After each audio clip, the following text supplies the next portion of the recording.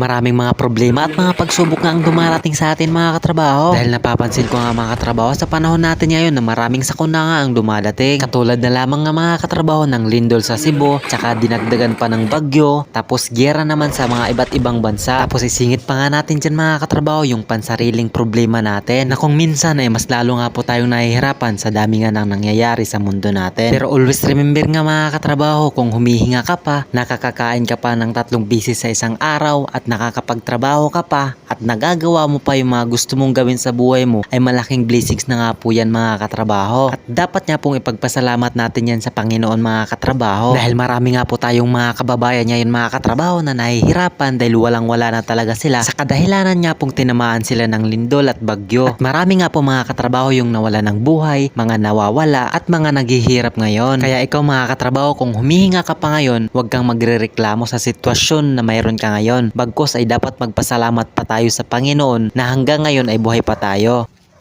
Maraming mga problema at mga pagsubok nga ang dumarating sa atin mga katrabaho. Dahil napapansin ko nga mga katrabaho sa panahon natin ngayon na maraming sakuna nga ang dumadating. Katulad na lamang nga mga katrabaho ng lindol sa Cebu, tsaka dinagdagan pa ng bagyo, tapos giyera naman sa mga iba't ibang bansa. Tapos isingit pa nga natin dyan mga katrabaho yung pansariling problema natin na kung minsan ay mas lalo nga po tayong nahihirapan sa dami nga nang nangyayari sa mundo natin. Pero always remember nga mga katrabaho, kung humihinga ka pa, nakakakain ka pa ng 3 bisis sa isang araw at nakakapagtrabaho ka pa at nagagawa mo pa yung mga gusto mong gawin sa buhay mo, ay malaking blessings na nga po yan mga katrabaho. At dapat nga pong ipagpasalamat natin yan sa Panginoon mga katrabaho, dahil marami nga po tayong mga kababayan ngayon mga katrabaho na nahihirapan dahil walang-wala na talaga sila sa kadahilanan nga pong tinamaan sila ng lindol at bagyo. At marami nga po mga katrabaho yung nawala ng buhay, mga nawawala at mga naghihirap ngayon. Kaya ikaw mga katrabaho, kung humihinga ka pa ngayon, huwag kang magrereklamo sa sitwasyon na mayroon ka ngayon. Bagkus ay dapat magpasalamat pa tayo sa Panginoon na hanggang ngayon ay buhay pa tayo.